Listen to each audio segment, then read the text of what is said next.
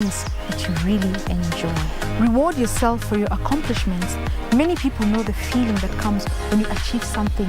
It could be completing an educational milestone that you've been trying to do for years and adding a new qualification to yourself, or even being a good mother for a long time. These are all accomplishments. Even paying your bills, those are accomplishments for which you need to reward yourself. If, for example, you've achieved your health goals, why not splurge on something wonderful, a gift to yourself, just to yourself, to thank yourself for what you've done? All this goes towards better self-care. Remember the importance of allowing yourself to shine. When you've achieved something, when you've made a mark in someone's life, do not hide your light under a bushel. Accept that you've done well. There are many, many uncelebrated heroes out there. These are the policemen and women, nurses, doctors, our teachers, or anybody who serves others and serves humanity in the best possible way. You should appreciate yourself, because if you don't, who will? Do it yourself and always feel good about everything that you have achieved. This has been Self-Care Tips. I am Irene Joroge.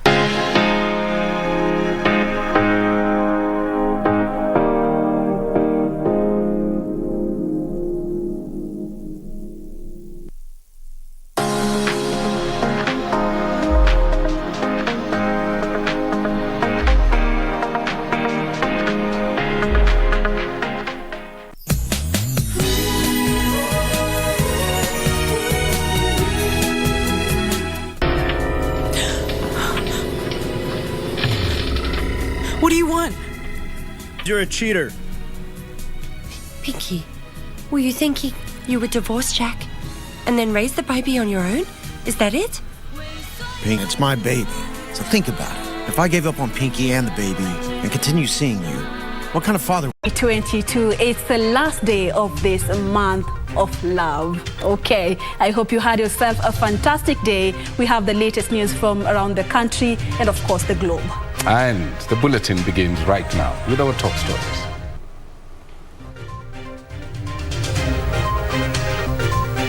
A deadly Monday. 11 people perish in separate accidents in Kisii and Isiolo counties. War on COVID-19. Governors take credit for low infection rates in the hinterlands. Strive for inclusion. Political parties challenged to involve special interest groups. Prime edition. Now let's move over now to education matters, where Education Cabinet Secretary Professor George Magoha now says that the education system will not be affected by the transitional politics. He made the remarks in Murang'a County, where he commissioned junior secondary school classrooms at Gatuto, Gathinjia, and which other schools? And Kahuhia Girls High Schools in Kahuro Sub-County. Magoha said that the current education system is intact and embedded on a solid base that can weather any political transformation. That's right. Timothy Kipnusu is on that. Even as the country enters heated campaigns in the readiness for the August 9th polls, the Ministry of Education has assured Kenyans that the current education system will not be affected by the outcome of the August polls. The fact that there is going to be a transition in government does not matter. The fact that me and my team shall not be there does not really matter. The children are very well taken care of as per the Constitution. Education Cabinet Secretary Professor George Magoha says education programs are designed to be completed as scheduled. I think it is now true that all the books have been delivered to all schools in preparation for grade 6 in May. In terms of the teachers were trained early in December. In terms of the assessments that shall be done for them, the assessments are ready. He at the same time said the ministry has sealed loopholes for cheating in the national examination. I would also want to disabuse the minds of the people. That exam has not leaked. Of course, the cartels are there and they are doing their business as usual. But if you want to do business with them, then that's your own business. Elsewhere, the government has been urged to General populations so that they all get into the universal health care. The Council of Governors now wants the healthcare sector to make use of telemedicine in order to achieve universal health coverage for all, saying the technique has worked in the case of the COVID-19 pandemic response. It is very difficult to be treated today in Kenya, and I'm hoping that's something that will be looked into. Even the treatment in private hospitals must be brought down. We are overcharging our people. A small operation, 1 million shillings. It is not sustainable. Healthcare is a right to the people of Kenya. So it's a program that is endless. It has to continue. It has to be successful. In other news, political parties have been urged to take advantage of the newly amended Political Parties Act to realize the elusive inclusion aspect in political positions. Registrar of Political Parties Andy Ritu says political parties must deliberately involve special interest groups in elective and nomination posts to receive 15% of the political parties fund. The Independent Electoral and Boundaries Commission, IEBC, has meanwhile said guidelines to ensure political parties realize the inclusion aspect are ready, and the Commission will be engaging parties on its implementation. Kamcha Menza has that report. Political parties will now have to go out of their way to bring on board special interest groups as stipulated in the law. Look at the different structures of the society in terms of the ones that are marginalized so that we come on board. And it must be affirmative action, which is a deliberate effort to do that on the part of the party. And I know they are committed to do that. With about 160 days until the general elections, a multi-agency team and political parties convened a consultative meeting to deliberate on how to promote meaningful and greater participation of special interest groups ahead of the August 9th general elections. It is upon you political parties to ensure that actually you provide the environment, a safe environment in which there is strong participation of people with special interests. This will solve a problem, particularly at the local level, where we have to add until we get to the 2/3. So if we get the right proportion from the elections, then we don't have to nominate. We will consider setting aside a proportion of nominations for all elective positions to women candidates in every county. We therefore ask women, youth, and persons with disability to present their candidature for competitive elections. National Gender and Equality Commission has come out to declare that it will fight any form of discrimination in the political party nominations. As we move to August 9th general elections, and also to the party primaries and the whole process, I want to assure you that the National Gender and Equality Commission will monitor each and every process. And this is not a threat. I usually say I'm a perennial petitioner. There are those things that we shall find that will require us to go to court. According to IEBC, bottlenecks and legislative hurdles still exist in realizing the inclusion aspect. We recall the introduction of legislation to ensure that special interest groups are represented in decision-making bodies of political parties. We may want to ask ourselves if this has had an effect on giving women a face or a platform within the political parties. The Commission, however, says guidelines to ensure political parties realize the inclusion aspect is ready and will be engaging the parties on how to implement it. Kamche Menza for Prime Edition. Now, education stakeholders from the Lake Region Economic Bloc have signed a memorandum of understanding to establish a center of excellence in health education as well as training. The center, to be domiciled at KBC University, will serve as a regional hub for healthcare, research and training of advanced level medical personnel for Kenya and East African countries. Here is that report.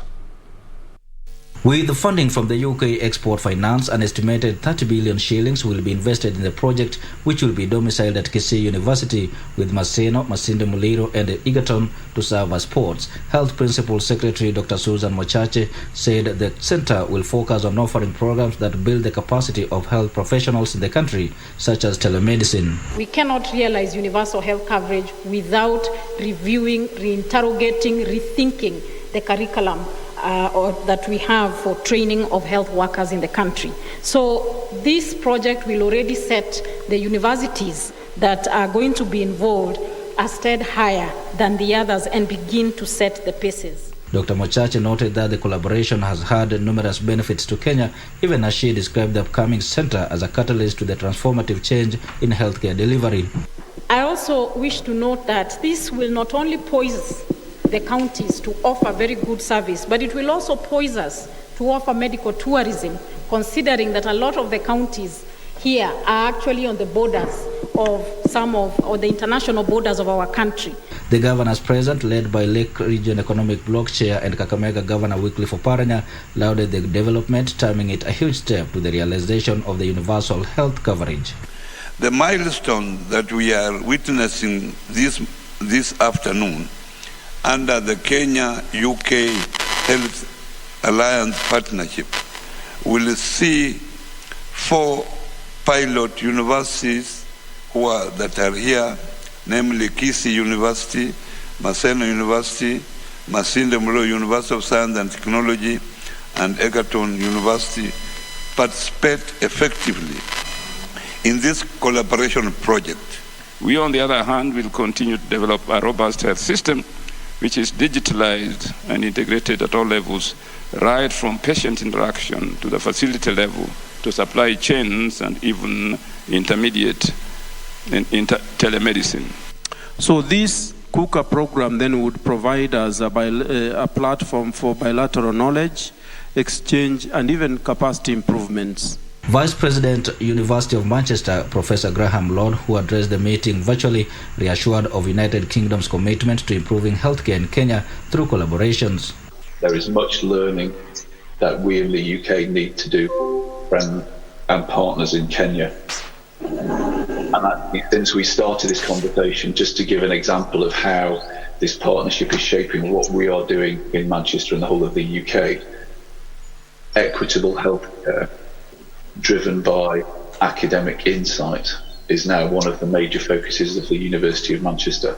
The vice-chancellors from the 4 universities committed to partake in the establishment and running of the centre in their respective capacities.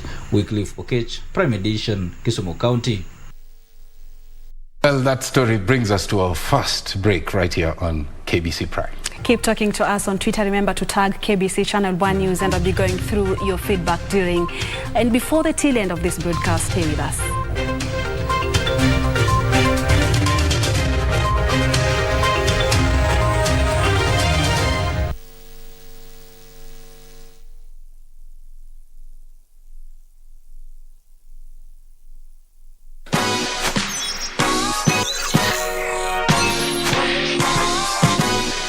Nabonga na watoi kujua mambo za online, pia na create time wafanye vitu offline. Tungeni gadgets na sites wana use, siwache strangers wapate chance kuabuse.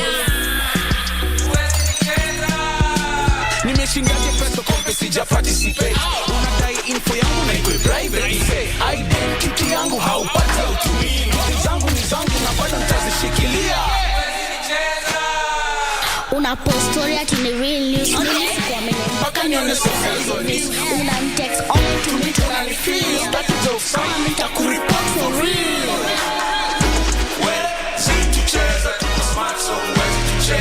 Wazazi, watoi na maithu wetu, don't be fooled. Get cyber smart and enjoy safe entertainment and education online. The Communications Authority of Kenya. Mawasiliano kwetu, nguvu kwako.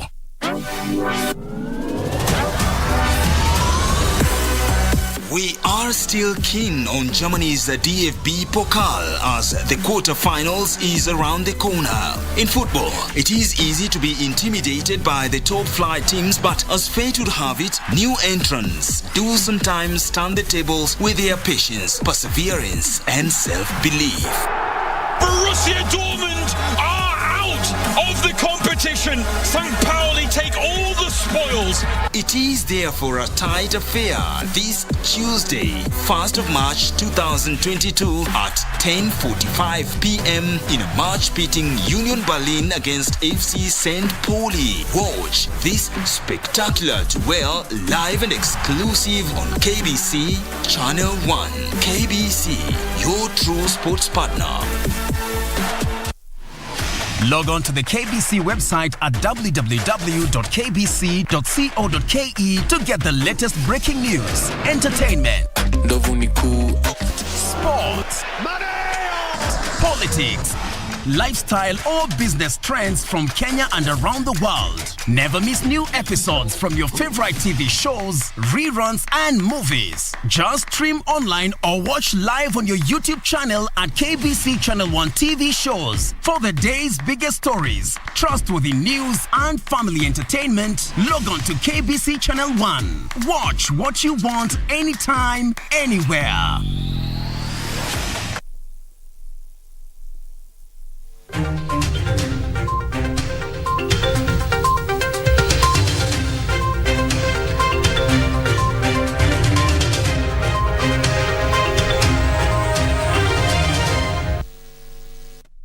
Welcome back. Thank you so much for staying with Prime Edition. United Democratic Alliance UDA Treasurer Omingo Magara has resigned from the position, citing hurdles by some unnamed quarters to realize his position or political ambition. His resignation coming few hours after his party leader, Deputy President William Ruto, left the country on a foreign trip.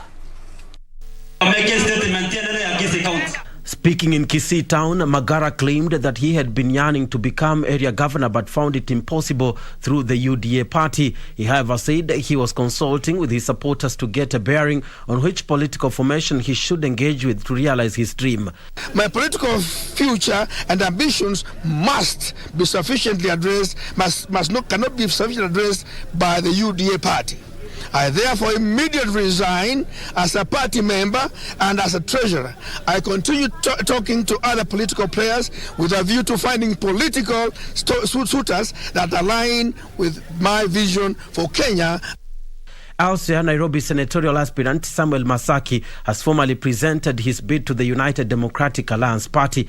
Masaki expressed his confidence of capturing the seat once he gets the nod from UDA. Let's have a free and fair process, and also let's sell our agenda to the people, to the Nairobi County, to the people and to the young people, to ensure that we get the best suited position and the best suited candidate to flag this ticket with the other candidates. Nairobi gubernatorial aspirant Anne Kagure has promised to improve the livelihoods of Nairobians and revive stalled projects if she gets elected for the Nairobi County top seat. Speaking in Nairobi's Eastland area, Kagure assured the youth that her government will give them the first priority in terms of job opportunities. The Nairobi County, the last time that they had mass recruitment in employing people was the year 1998. Those are 23 years ago. There are those who have retired. There are those who have gotten greener pastures. There are those who have probably even passed on. I am going to make sure that I restructure and we employ more people. We are also going to eliminate the Kajo system. This as Machakos gubernatorial aspirant Wavinya Ndeti maintains that plans to have Oka sign coalition pact with Azimio la Umoja movement are still on. Speaking during the fundraiser at ABC Kadhangadhini Church in Machakos County, Wavinya said the leadership of Azimio la Umoja will be based on a three-legged stool and that they will still have hopes that Kalonzo will be the coalition's flag bearer. Cha muhimu ni tuchukue hii nchi yetu, tuiweke kama nchi moja na tuwe na uongozi mwema katika nchi yetu ya Kenya. Tunataka uongozi wa amani, tunataka viongozi watulivu, viongozi wale wanaweza kukaa vizuri hata na zile nchi zingine. The scales of justice now. Meru Senator Mithika Linturi is a free man after the prosecution failed to prefer charges against him within the allocated time. The senator has been out on a 2 million shilling cash bail following accusations that he made hateful remarks at a political rally in Eldoret. Speaking in Kisii town, Magara claimed that he had been Nakuru Chief Magistrate Edna Nyaloti on Monday directed the release of Senator Linturi's 2 million shillings cash bill and closed the case in which the senator was battling a hate speech charge. Nyaloti said the prosecution had failed to make its case against the senator within the 15 days it had been given to do so. Senator Linturi allegedly made hateful remarks on January the 8th at a rally in Eldoret. And granted the DPP a last adjournment to make up their mind to either charge the respondent or withdraw the application. And this miscellaneous application is withdrawn, the file be closed, and the cash bail be released to the depositor. Elsewhere, 3 independent electoral and boundaries commission officers have been found guilty of fraud and colluding to change tender documents for solar lanterns meant for the 2013 general elections. Chief Magistrate Lawrence Mugambi also convicted 2 directors of Solamark Technologies for forging tax compliance certificate in the fraud case that led to the loss of 147 million shillings. The 5 will be sentenced on Tuesday. The second accused and the second and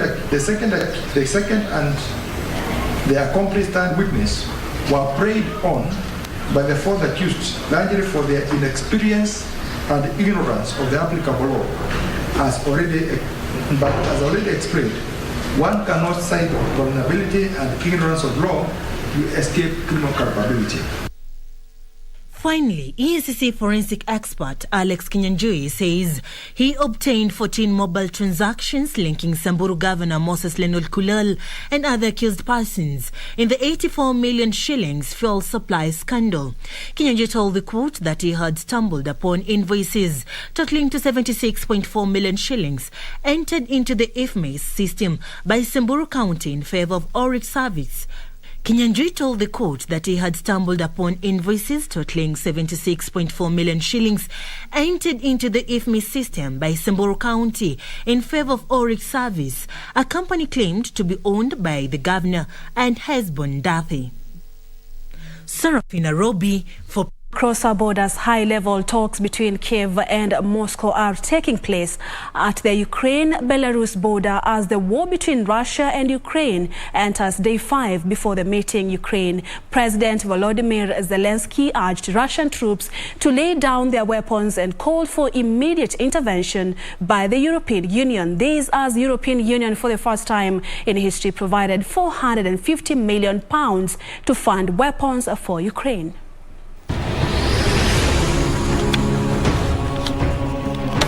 Who was that who was calling for the talks?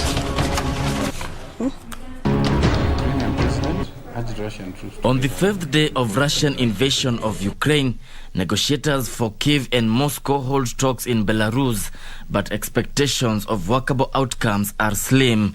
Ukraine President Volodymyr Zelensky, while calling for ceasefire to allow talks, described the next 24 hours crucial for Ukraine. According to UN, more than 500,000 people have fled their homes to escape the war. Ukraine's health ministry says civilian death toll now stands at 352 people, including 14 children. Despite the pace of Russia's assault slowing down in the last 24 hours, residents of major cities in Kyiv, Kharkiv, and Chernihiv remain indoors and underground. Ukraine's president has indicated intentions to release prisoners with military experience to boost the Ukraine's defense, even as he calls on his citizens to be armed. European Union has met and resolved to support Ukraine by providing £450 million worth of weapons. Belarus and Chechen, however, have indicated intention to deploy their soldiers in Ukraine to assist Russia. Yeshoke Washira, Prime Edition.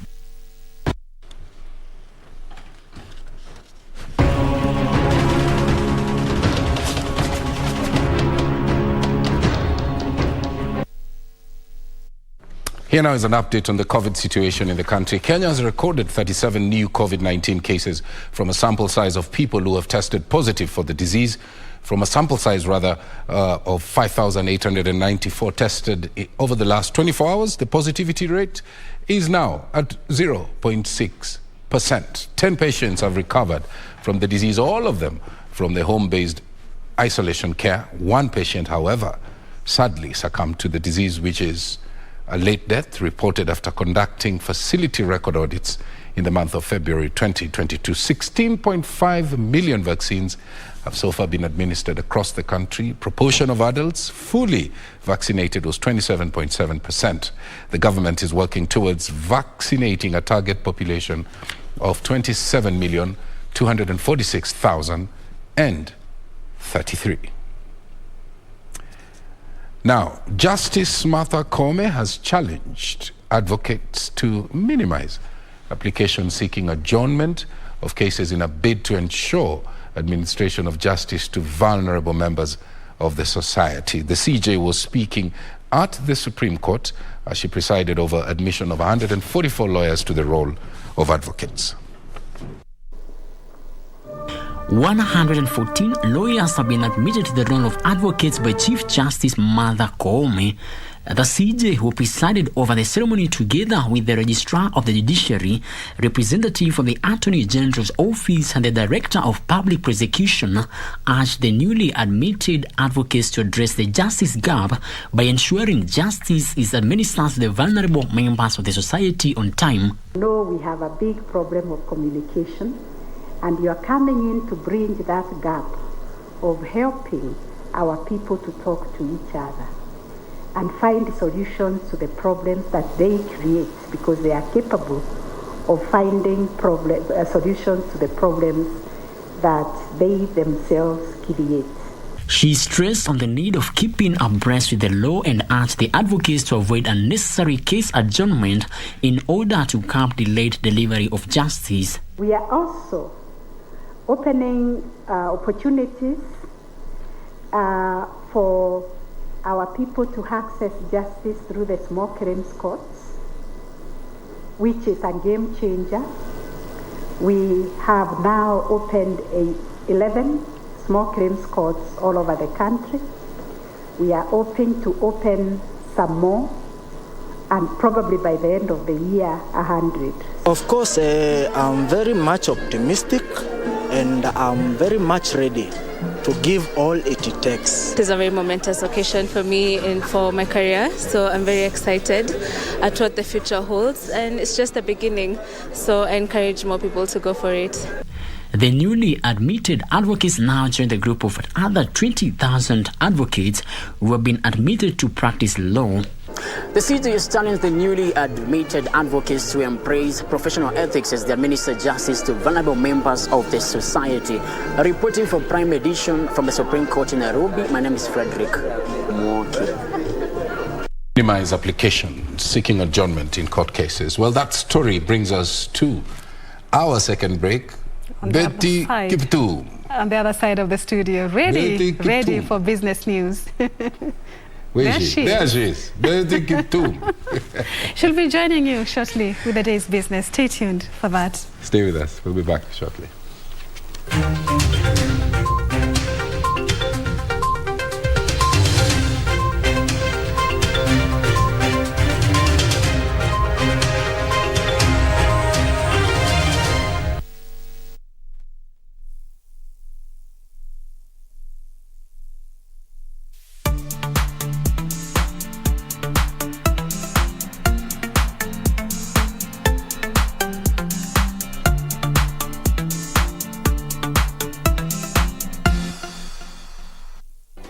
Do you have a news story to share with KBC? Get in touch swiftly on email news@kbc.co.ke or call 0723-892-654 or 0734-780-124.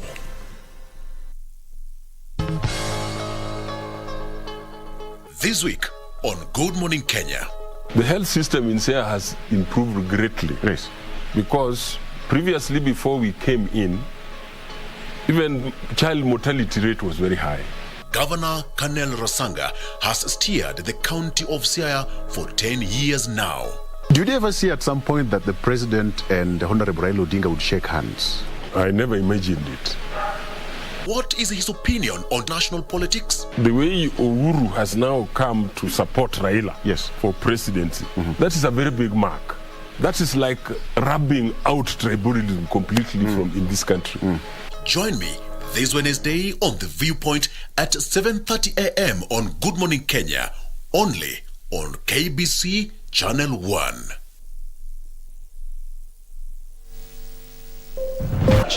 Within the shortest time possible, then they'll be able to make contacts into Kenya, and we can be able to have probably some consignments leaving even as early as May or thereabout. Kenya exported 85 tons of avocado last year, representing an increase from 70 tons on the previous year, netting the country 14 billion shillings. Benson Rioba reporting for Prime Edition. Now, Kenya's annual inflation dropped to 5.08% in February from 5.4% a month in January on account of cheap electricity and improved rainfall that has eased the cost of foodstuff. According to the Kenya National Bureau of Statistics, the housing, water, electricity, gas and other fuels index increased by 0.12% between January 2022 and February 2022. The Consumer Price Index in the country is based on the expenditures of both urban and rural households. The most important categories in the CPI went up mainly due to an increase in prices of commodities under food and non-alcoholic beverages, furnishings, household equipment, among others. The Food and Non-Alcoholic Drinks Index, which comprises over a third of the inflation basket, rose to 8.7% from a year ago due to the increase in the cost of items such as vegetables and cooking oil that compare with 8.9% a month prior. Housing, water, electricity, gas and other fuels index, with a weighting of 14.6% in the inflation basket, grew to 4.8%. We've seen a lot of innovation in this field because of the open space that has been created by government for dialogue with the private sector. Within that space where government is not able to fund all the infrastructural projects, an opportunity for private-public partnership has presented itself. The three-day meeting brings together more than 1,000 thought leaders from across the continent to take stock of Africa's infrastructural progress and come up with ways to deal with the bottlenecks. And so infrastructure development talks across the continent kicks off here at the capital, and we are hoping with policy changes that we will be able to see a feasible change in infrastructure in the country. Reporting for Prime Edition from KICC, my name is Ibak Said. Thank you, Hibak Said, for that report. Now, the development of the multi-billion shilling Naivasha Special Economic Zone will start in 3 months after close to 100 investors expressed interest in the 50-acre parcel of land located near the inland container depot in Maimahiu. This is part of the government's effort to ease the cost of doing business in Kenya and create business opportunities. 2 years ago, the government hived 50 acres from the original 1,000 acres set for an industrial park and donated it to Nakuru County for small and medium enterprises. Furthermore, Kenya offered lower electricity tariffs to attract investors to the Naivasha Special Economic Zone. Among major projects expected on the land and around the 10-kilometer buffer zone includes banks, housing estates, petroleum and hotels which will be served by the standard gauge railway. According to the Chief Officer for Lands, Judilea Waihenya, 77 investors had been cleared ahead of the works, which are expected to change the fortunes of the semi-arid area. Speaking during a public participation forum on the land, Waihenya said that they expected the county assembly to pass the proposed plan for the economic zone in 3 months. We have held back subdivision, we have held back approval of developments, awaiting this plan approval. So today we know that in 90 days we will be able to present this to the assembly, get approval and start serious works within Maimahiu, and more specifically to align ourselves to the socio-economic zone. Waihenya added that the county had banned any subdivision of land or development around the 10-kilometer buffer zone so as to prepare a master plan, and exuded confidence that the area will turn the fortunes of the area residents due to the number of investments on the ground. The inland container depot is already up and running. We have appraised all those who are interested. We will be giving them an opportunity to start their works and break grounds. So in the next 6 months, we expect a lot of activity in this area to complement the needs that are already upcoming in the container inland depot.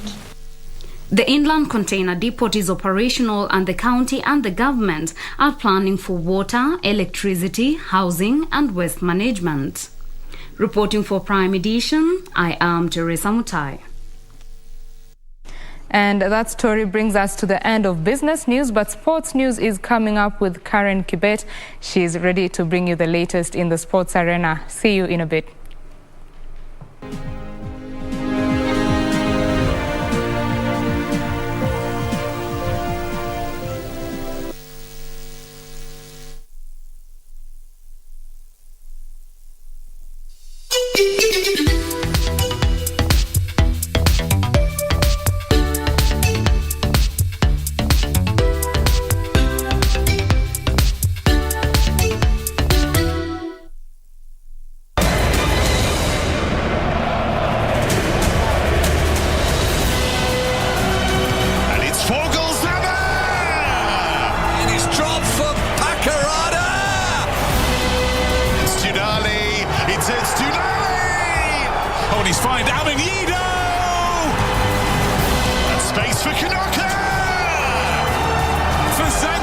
It's a special night. The visitors go through. It's a night to remember.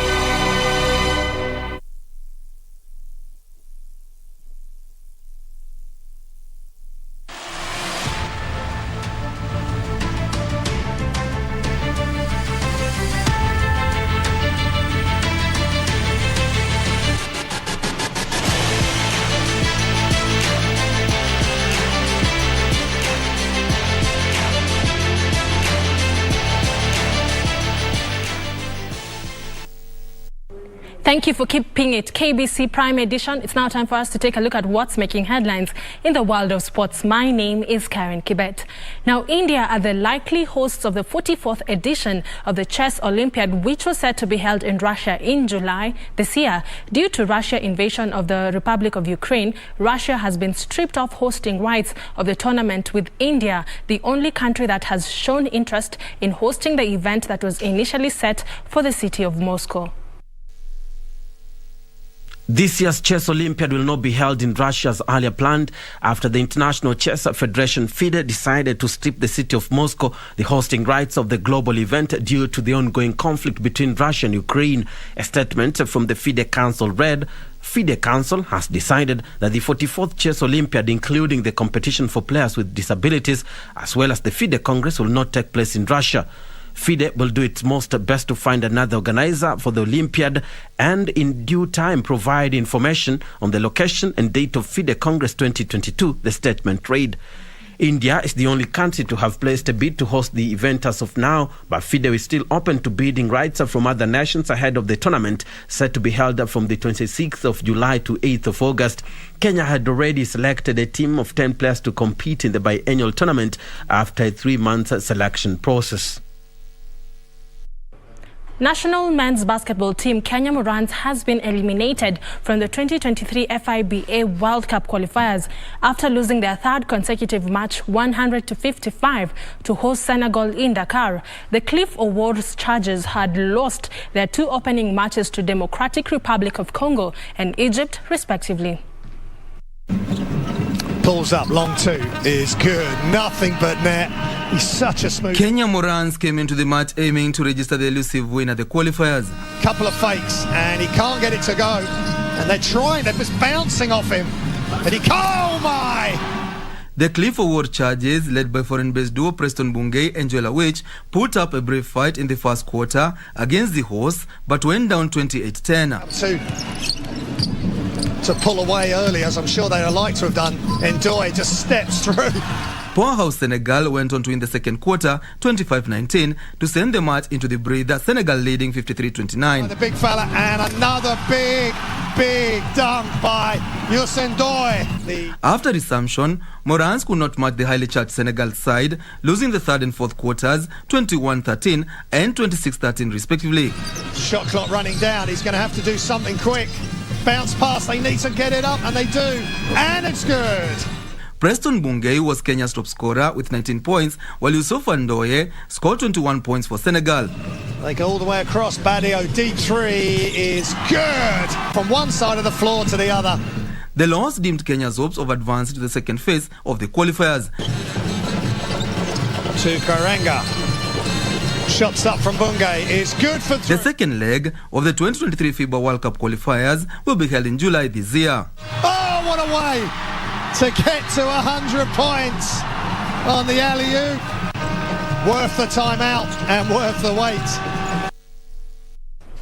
Thank you, Karanja, for that report. Moving on, Limuru-based junior golfer Leo Gitonga emerged the winner of the second leg of the Safaricom Golf Tour held at the Limuru Country Club course. Meanwhile, Kenya Brewers Limited has announced a 69.5 million shilling sponsorship for the 2022 Magical Kenya Open Golf Tournament, set to be held between the 3rd and 6th of next month here in Nairobi. The 2022 Magical Kenya Open is set to take place from the 3rd to the 6th of March this year at the Muthaiga Golf Club, bringing together 156 golfers from Kenya and across the world, including 8 Kenyan professionals and 6 Kenyan amateurs who will battle it out for a chance to win the biggest slice of the 226 million shillings prize purse. Please come in all your numbers. Come and watch the Magical Kenya Open. Experience the golf and experience all that we have for you in the Kenya Open. Meanwhile, Limuru-based junior golfer Leo Gitonga emerged the winner of the second leg of the Safaricom Tour held at the Limuru Country Club course. Gitonga becomes the second winner to secure a slot in the grand finale of the Safaricom Tour, set to be held in Vipingo Ridge, Kilifi County in August this year. He joins Cyprian Bundi from Nanyuki, the winner of the first leg. Susan Koinange, playing a handicap of 45, garnered 42 points and won the ladies' title. After Limuru, the tournament proceeds to Muthaiga Golf Club on 12th of next month before heading to the Nyanza Golf Club. Yesterday, I started pretty badly. My first shot went pretty off. It went really low and just almost went out of bounds, but I kept a good attitude, and that's really all what golf is. It's all about the attitude. For Prime Edition Sports, I'm Daniel Mwendwa. Thank you, Dan, for that report. Now, finally, Western Jaguars and Amira ladies were crowned the champions of the 3rd edition of the Parkland Sports Club Hockey Tournament, which was played at the Parklands, Nairobi. Amira beat DFG Wolverines 2-1, while Jaguars beat Sheikh Simba 2-1 through post-match penalties. Western Jaguars captain Ivan is optimistic that his team will finish among the top 2 in the forthcoming league, where they play in the Premier Tier. For the league, I must say it has been a long time coming with the lockdown. So the resumption, as a team, we are really prepared. And our main objective will be to qualify for the African Club Championships and, of course, to win the league. They were recently crowned as the Mulembe tournament winners that was held in Kakamega early this month. Amira, on the other side, are positive that the 2 years break due to COVID-19 has given the team a chance to re-evaluate their game plan and will secure a good run in the 2022 league. Our expectations for the league, after the 2 years, I think we expect to pick up from where we left, and our target is, of course, to be top 2. And we are just happy the league is back. The tournament was used to prepare teams for the new Kenya Hockey League season, which is expected to begin on 5th of March. However, few ladies teams took part in the event, with some citing high registration fees. Peter Obalo, a Kenyan-based international umpire, has called for more women to participate in such tournaments, as they help in building their confidence on the field and also in the league participation. Going forward, I think even in the league, as we are looking forward to starting of the league next week, we need to have such kind of tournaments, such kind of participation, some kind of events. This really brings people together, and then we can see, once hockey is back, we can see more of the action. I'm hoping that we'll have a good league and that we'll have so many teams registering for the league. Currently, we were promoted to the premier women's team, so I'm hoping, I think it's every ladies team goal to be top 2, because everyone wants to qualify for African Club Championships. The tournament's top scorers and most valuable players were awarded with hockey miniatures, while the winners got medals as first runners-up took home trophies. Nora Mwangi, Channel 1 Sports. And that's all the sports news we had for you tonight. It's time for us to wrap up the bulletin, and I'm now joined by Tom and Purity and Betty and the whole team. And Tom, it's really saddening because in the sports world we are crying. The Russia invasion has really created a ripple effect, and most of the sports final events have been cancelled. Are you serious? Cancelled or moved to other countries. By the way, what are some of the unintentional consequences as a result of that war? It is crazy because so just to mention cancellations, cancellations, revocations, but worst of all, now they have to move events from the planned stadiums in Russia to other countries. We have had our first story was the chess Olympiad, which has been moved to India. We have the Champions League final. It was at St. Petersburg. It has moved also to Paris. We had the Russian Grand Prix, the Formula One, which now has to be moved. The Russia soccer teams cannot play matches at home or away. That definitely affects their World Cup. So the ripple effect is crazy. And Purity, you mentioned that they're in talks. And I actually wanted to ask you, are those decisions final because there are talks going on in Belarus, and we hope that they are going to be fruitful and we are going to see mitigation of those ripple effects that we are seeing. I hope it's not final decisions made. They're final decisions. Oh wow. Okay, consequences then after math. Unintended, we are all products of our choices. So Russia has, they have to swallow this one. They have to swallow this one. But there's also the question of avocado, as we're still exporting avocados, isn't it? Oh yeah, Russia is our second largest market after the EU. So stopping that export would be a very big blow to us trade-wise. But considering that we had a ban before, farmers were harvesting unripe avocados. So now that the season is, we already have a batch that is ready to go to Russia, and we are proceeding unless communication comes. But we hope talks are ongoing. I'm staying positive. I hope maybe day 5 now. So we hope that tomorrow they'll announce something and we continue with our exporting, Wow. War is not good. Oh no, it's not. War is not good. It's not. Yeah, Purity and I were having a conversation earlier on, and she was worried that people are walking around without masks. Have they lowered the guard?